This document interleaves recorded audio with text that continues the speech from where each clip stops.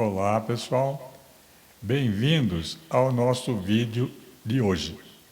Nesta oportunidade estaremos abordando o metabolismo de proteínas. É um assunto importante porque as proteínas desempenham importante papel dentro do metabolismo de um organismo, seja ele animal ou vegetal. No caso do vídeo de hoje, estaremos abordando principalmente o metabolismo de proteínas em animais. Recapitulando, proteínas são polímeros de aminoácidos que se ligam entre si através da ligação peptídica. Mas uma proteína não é só isso. Uma proteína deve apresentar um nível estrutural. A ligação entre os aminoácidos constitui a sua estrutura primária. Mas uma proteína deverá também ter uma estrutura secundária e, em seguida, uma estrutura terciária ou quaternária. Algumas proteínas podem apresentar apenas estrutura secundária e outras apresentarem estruturas terciária ou quaternária. A sequência dos aminoácidos em uma molécula proteica é definida por dois fatores. Primeiro, qual é a função que essa proteína vai desempenhar dentro do organismo. Segundo, qual é o código genético deste organismo. Porque a sequência dos aminoácidos é determinada pelo código genético do indivíduo. As proteínas desempenham importantes funções dentro do organismo. E aí está a importância de seu estudo. Então nós vamos ter proteínas que exercem função hormonal, proteínas que exercem a função de enzimas, não é? São aquelas proteínas que se especializaram em catalisar reações termodinamicamente possíveis. Tem a função estrutural, como é o caso do cabelo, como é o caso do colágeno, como é o caso do casco dos animais, e assim sucessivamente. Então, o estudo das proteínas é de grande importância para o conhecimento do funcionamento de um organismo. Muito bem, nesse slide então nós temos os modelos das diferentes estruturas das proteínas. Nesta primeira figura, nós temos então a estrutura primária, que nada mais é do que a sequência de aminoácidos ligados entre si através de uma ligação peptídica. Cada círculo deste é um aminoácido, representa um aminoácido. A interação entre o oxigênio da carbonila e o hidrogênio do nitrogênio do grupamento amina formam uma ponte de hidrogênio, ou seja, a carga negativa do oxigênio atrai a carga positiva do hidrogênio, formando uma atração, o que determina que aquela sequência de aminoácidos forme uma espiral denominada alfa-hélice, que é a sua estrutura secundária. Algumas proteínas, como a unha, como o cabelo, apresentam apenas estrutura secundária. Muito bem, após a formação dessa alfa-hélice, o que acontece? Os radicais R dos diferentes aminoácidos que constituem a molécula proteica interagem entre si através das cargas que apresentam. Isso causa um dobramento daquela alfa-hélice, formando uma estrutura em forma de novelo, denominada estrutura terciária.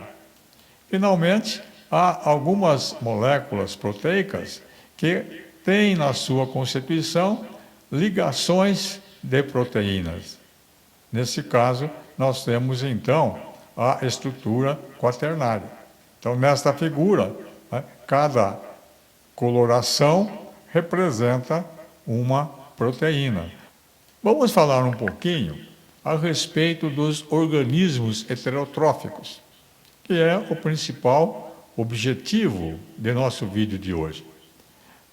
Como nós já vimos, organismos heterotróficos são aqueles que não são capazes de sintetizar as moléculas orgânicas de que necessitam a partir do gás carbônico, da água e da luz. Portanto, eles necessitam receber na sua dieta as proteínas que são ingeridas com a alimentação, devem ser metabolizadas, devem ser inicialmente hidrolisadas para liberar os aminoácidos que serão utilizados para a síntese das proteínas daquele animal. Por quê?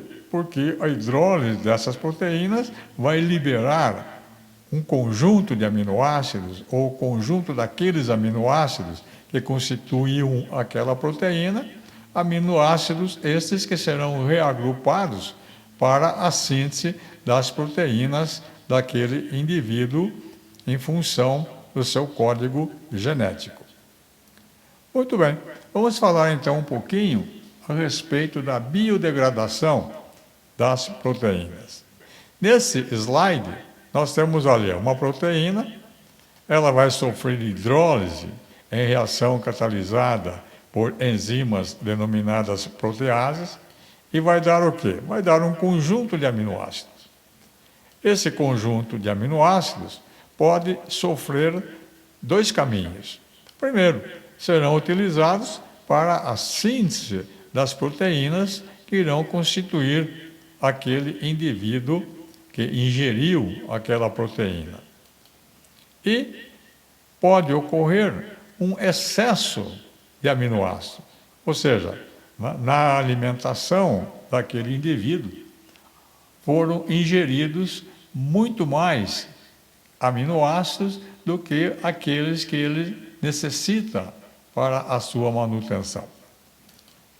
Esse excesso de aminoácidos deve passar por uma biodegradação, uma vez que os organismos animais não conseguem estocar excesso de aminoácidos, nem excesso de amônia, como nós veremos, de tal maneira que esses dois componentes deverão ser biodegradados. No caso da amônia, que é o produto da biodegradação dos aminoácidos, através de reações de desaminação, essa amônia poderá ser reutilizada para a síntese de outros aminoácidos. A amônia incorporada a um esqueleto carbônico de um alfa-cetoácido vai dar origem a uma proteína.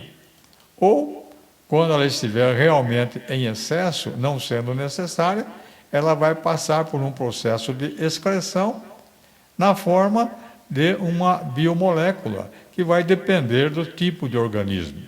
Então, nós temos excreção na forma de amônia, excreção na forma de ureia, excreção na forma de ácido úrico. Então, esse slide resume o que acontece com as proteínas que são ingeridas pelos animais durante a sua alimentação. Vamos, então, abordar a biodegradação dessas proteínas. A eliminação dos aminoácidos em excesso, aqueles aminoácidos que foram originados da hidrólise das proteínas, nós vamos ter a seguinte possibilidade: desaminação, reações de desaminação, reações de descarboxilação, reações de transaminação, biodegradação dos esqueletos carbônicos, ou seja, quando a molécula do aminoácido perde a amônia, sofre uma desaminação, resta um esqueleto carbônico que vai ser então aproveitado para a síntese de outras biomoléculas. E isso ocorre no ciclo dos ácidos tricarboxílicos. Numa etapa final, nós temos a excreção da amônia que foi produzida. Nesse processo, então, do metabolismo das proteínas, são importantes outro grupo de proteínas, denominadas proteases. A hidrólise das proteínas, como nós já dissemos, é catalisada por enzimas denominadas proteases. E nós vamos encontrar diferentes tipos de proteínas, tanto no reino animal como no reino vegetal. Vejam bem, proteínas animais. Olha aí, pepsina, é uma protease que ocorre no estômago. Tripsina é uma protease que ocorre no intestino dos animais. Já em plantas, nós vamos encontrar, por exemplo, a papaína no látex do mamoeiro, no látex do mamão. Nós vamos encontrar a ficina no látex do figo. Nós vamos encontrar a bromelina no látex do abacaxi. Enfim, na natureza, tanto em animais como em vegetais, como em micro-organismos, nós vamos encontrar essas proteínas especializadas em catalisar reações químicas. Vamos ver como é a ação das proteases. Então, nós temos nesse slide, esquematicamente, o que seria uma molécula de aminoácido em sua estrutura primária.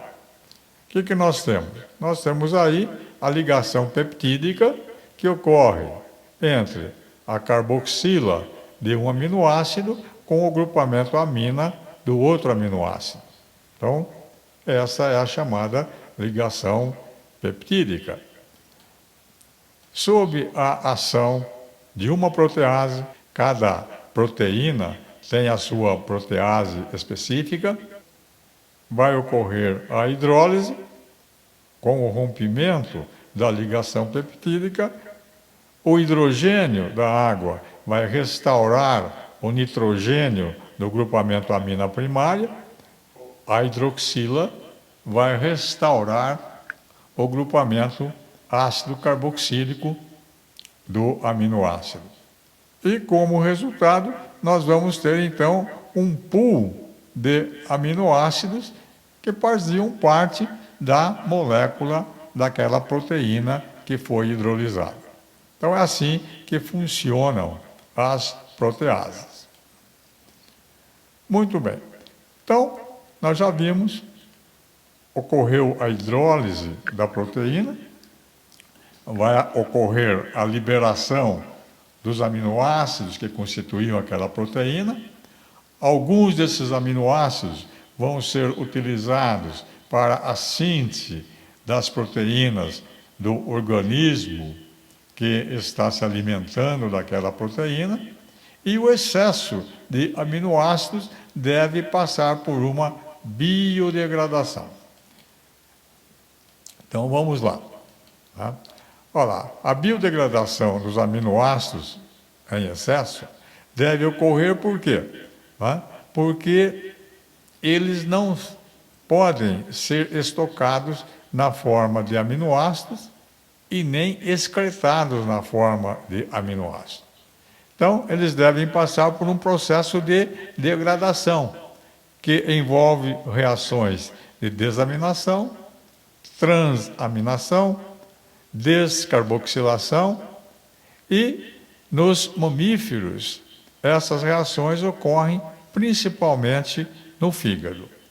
Então é lá no fígado que os aminoácidos em excesso vão ser biodegradados. Muito bem. Nesse slide, então, nós esquematizamos como é a biodegradação de um aminoácido. São 3 as possibilidades, olha lá, transaminação, desaminação e descarboxilação. A transaminação envolve a participação de um aminoácido e de um alfa-cetoácido. Nós veremos mais adiante como isto funciona. Na descarboxilação, o que ocorre?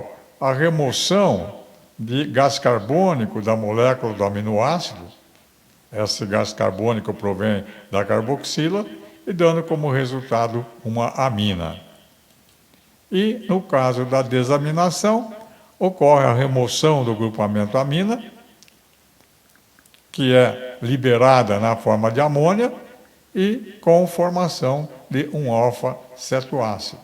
Então, esse slide resume as etapas, as fases ou as possibilidades de biodegradação dos aminoácidos.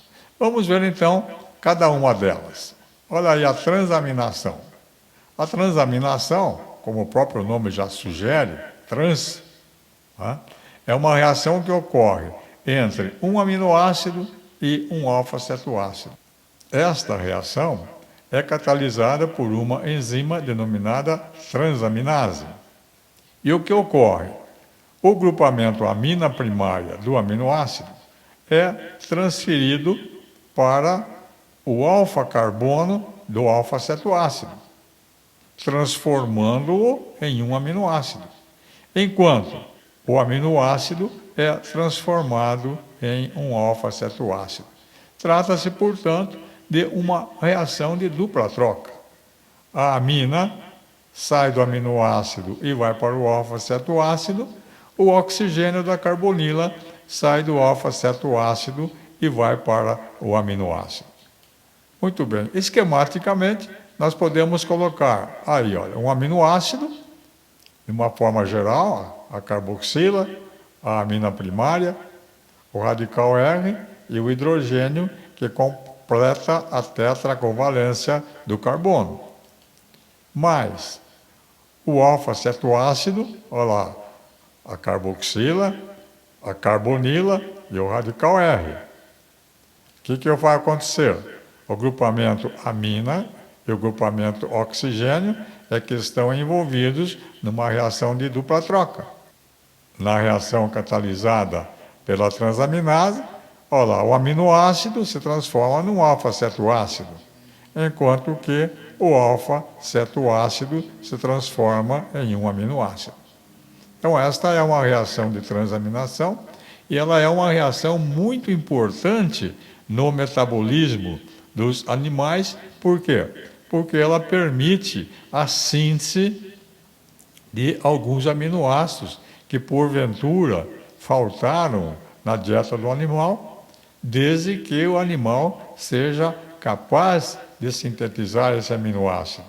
Ou seja, esse aminoácido não seja um aminoácido essencial para aquele organismo. Vamos ver uma reação que ocorre realmente a nível celular. Vejam aí, o aminoácido alanina, mais o alfa-cetoácido, que é o alfa-cetoglutarato. Essa reação é catalisada por uma enzima chamada alanina aminotransferase. Vai acontecer o que nós vimos no slide anterior. O aminoácido vai ceder o seu grupamento amina para o alfa-cetoácido, transformando-se em alfa-cetoácido. No caso, o ácido pirúvico, que já é nosso conhecido. É o componente final da via glicolítica. É uma biomolécula central do metabolismo, tanto dos animais como dos vegetais. E, por outro lado, o ácido alfa-cetoglutárico se transforma no aminoácido glutamato ou glutamina. Vamos ver a descarboxilação, como o próprio nome já sugere, descarboxilação, remoção de gás carbônico. Então, os aminoácidos sofrem descarboxilação em reações que são catalisadas por enzimas denominadas descarboxilases. A descarboxilação dos aminoácidos produz gás carbônico e produz uma amina primária. Algumas das aminas primárias liberadas desempenham importante papel metabólico dentro do organismo. Vejam bem alguns exemplos. Olha essa amina, ácido gama-aminobutírico. Essa amina provém da descarboxilação do ácido glutâmico. E o que ela representa? Ela é o principal neurotransmissor no sistema nervoso central dos mamíferos. Outro exemplo, feniletilamina. Olha, essa amina provém da descarboxilação da fenilalanina, do aminoácido fenilalanina. E o que ela representa? Ela é um importante neuromodulador. Outro exemplo, a histamina. Essa amina provém da descarboxilação da histidina, do aminoácido histidina. Esta histamina, ela é um estimulante da secreção gástrica. Por outro lado, ela participa também, ela está envolvida em vários processos alérgicos. É muito provável que alguns de vocês já tenham ido a um médico por causa de uma determinada alergia, e o que o médico receitou? Receitou um antihistamínico, não é isso? Outro exemplo, a dopamina. Então, essa amina provém da descarboxilação da dihidroxifenilalanina, precursora da dopamina. Então, vejam que é uma reação importante, a descarboxilação é uma reação importante, porque participa do processo de biodegradação dos aminoácidos em excesso. Mas, além do processo, né, de eliminação do excesso de aminoácidos, vão resultar produtos que podem ser importantes no metabolismo do organismo. Ali um exemplo de descarboxilação na sua forma geral, o aminoácido na sua forma geral. Na presença de uma descarboxilase, ocorre a remoção do gás carbônico, o gás carbônico evidentemente vem desse grupamento carboxílico, e como resultado nós vamos ter uma amina. Algumas das aminas nós citamos lá no slide anterior. Aminas que são importantes, desempenham um papel importante dentro do metabolismo celular. E a desaminação? O próprio nome já diz, remover. Não é? Então, desaminação nada mais é do que a remoção do grupamento amina que participa da estrutura do aminoácido. E há vários tipos de reações que produzem a desaminação de um aminoácido. Nós vamos colocar como exemplo apenas duas delas. Uma desaminação oxidativa e uma desaminação por desidratação. Se vocês forem procurar na literatura, vocês vão encontrar, né, que existem pelo menos mais 4 ou 5 tipos de reações que podem levar à desaminação de um aminoácido. Então vejamos a desaminação oxidativa. Então, aí está um aminoácido na sua forma geral. Se é uma reação de oxirredução, tem que haver a participação de um carregador de prótons e elétrons. No caso, é o NAD oxidado, que apenas carrega elétrons, não carrega os prótons, que ficam solúveis no meio em que se encontram. Esse NAD oxidado vai fazer o quê? Ele vai remover hidrogênios, dando origem a um alfa-cetoácido com a remoção da amônia. Como exemplo de desidratase, são enzimas que atuam, que fazem a desaminação dos aminoácidos que possuem hidroxila no radical R, como é o caso da serina, como é o caso da treonina. Apenas esse grupo de aminoácidos pode sofrer desidratação, ou seja, desaminação por desidratação. Então aí está a molécula da serina, olha aqui a hidroxila no radical R. Na presença dessa enzima chamada serina desidratase, o que vai acontecer? Né? Vai acontecer a remoção do grupamento amina com a produção de um alfa-cetoácido mais a amônia. Nos dois casos, essa amônia, né, deverá ser eliminada por algum processo específico, porque a amônia é tóxica para os animais. Muito bem, se a amônia é tóxica para os animais, vamos ver o que os animais fazem para ficar livre desse efeito tóxico. Como nós já vimos, parte da amônia liberada durante a biodegradação dos aminoácidos pode ser utilizada na síntese de um novo aminoácido ou de um composto nitrogenado. E o excesso tem que ser eliminado. Como é a excreção da amônia? A excreção da amônia difere um pouco de um animal para outro, de tal maneira que os animais podem ser classificados de acordo com a forma com que eles ficam livres da amônia em amoniotélicos, que são aqueles animais que excretam a amônia na forma de amônia. É o caso do camarão. Outro grupo de animais são os uricotélicos. Esses excretam a amônia na forma de ácido úrico. Caso aves.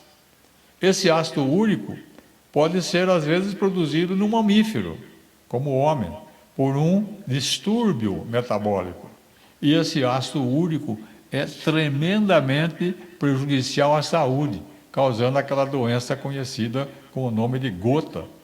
A perna do indivíduo, principalmente os pés, se incham e dizem que a dor é muito forte. E temos, finalmente, os animais ureotélicos, aqueles que excretam a amônia na forma de ureia, que é o caso dos mamíferos. Então, na urina dos mamíferos, nós vamos encontrar a ureia, que é hoje um dos mais importantes fertilizantes nitrogenados utilizados na agricultura. Então, vamos ver como é que é o ciclo da ureia. Como é que esse ciclo funciona para eliminar o efeito tóxico da amônia. O ciclo da ureia nada mais é do que um conjunto de reações cíclicas que transformam a amônia, olha lá, em ureia, a qual é excretada na urina. Onde ocorrem as reações do ciclo da ureia? Nós vamos ver que as reações do ciclo da ureia envolvem biomoléculas que participam do citoplasma e que participam do mitocôndria da célula. Então, o ciclo da ureia envolve esses dois compartimentos da célula, o citoplasma e a mitocôndria. Muito bem, então vamos ver esse conjunto de reações. O aminoácido, por desaminação, produziu amônia. Essa amônia agora vai sofrer uma reação que necessita de energia. Vejam, são gastos 2 ATPs, que são hidrolisados em 2 ADPs, mais um fósforo inorgânico.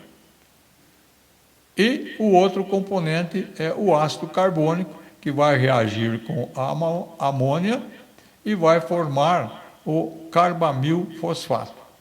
Então veja o que? O outro fósforo da molécula de ATP participa da composição do carbamil fosfato, que é uma ligação rica em energia.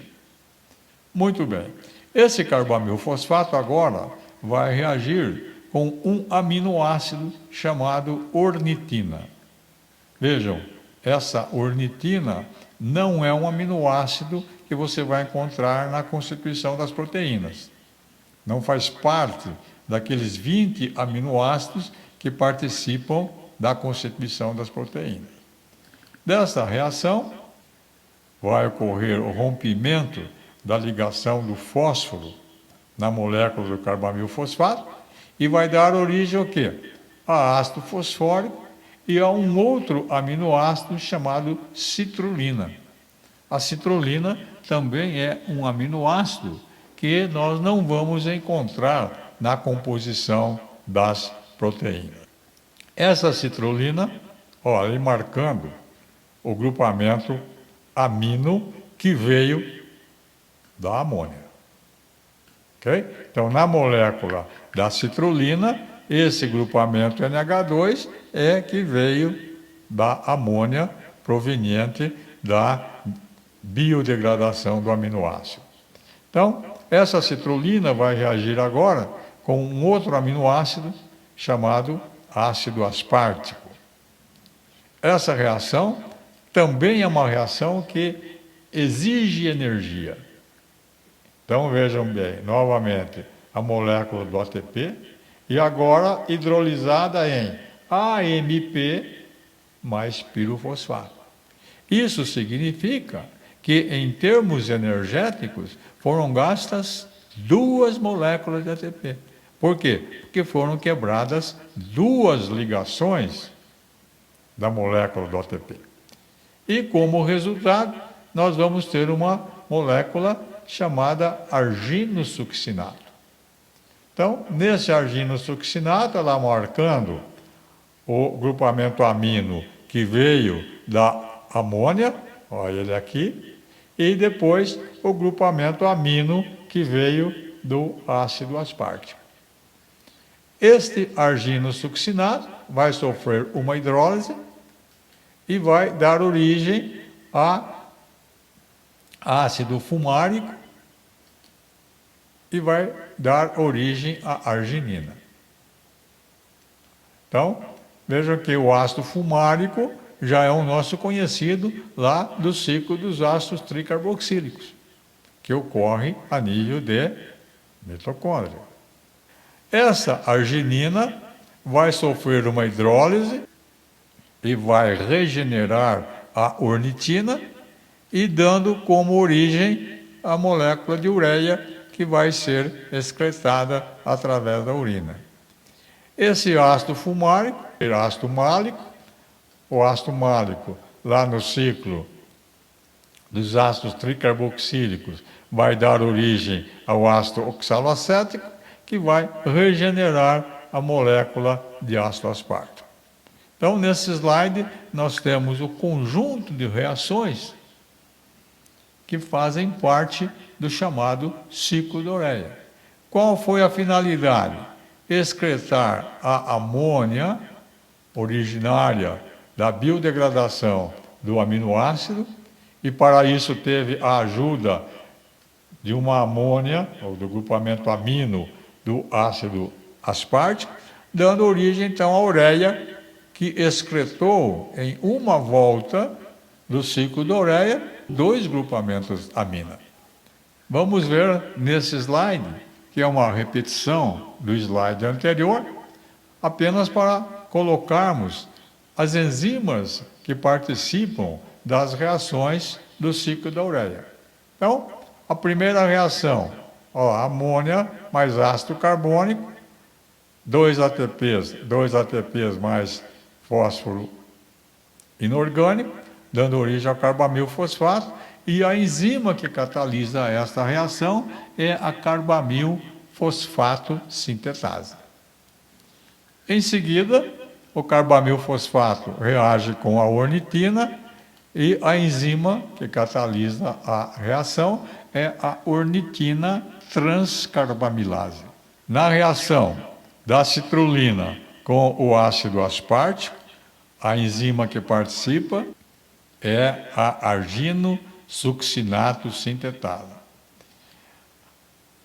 A hidrólise do arginosuccinato é catalisada pela enzima chamada argininosuccinase, e, finalmente, a arginina é hidrolisada pela enzima denominada arginase.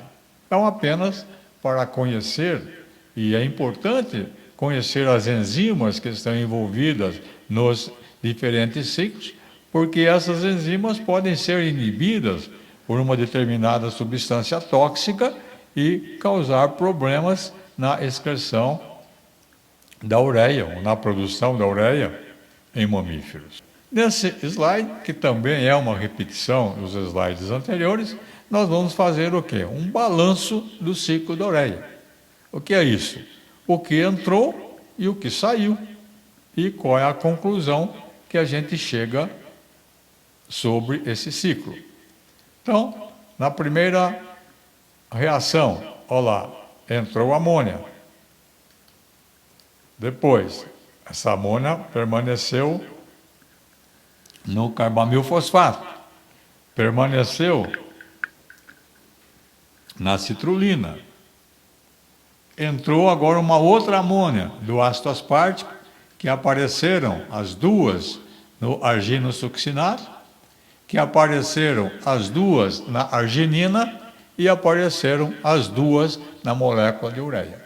Então, conclusão, no ciclo da ureia entram dois grupamentos amino, um a partir da amônia da biodegradação dos aminoácidos e o outro a partir do grupamento amino do ácido aspartico.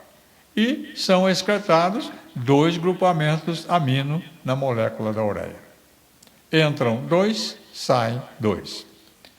Em termos energéticos, olha lá, na primeira reação ocorre o gasto de duas moléculas de ATP.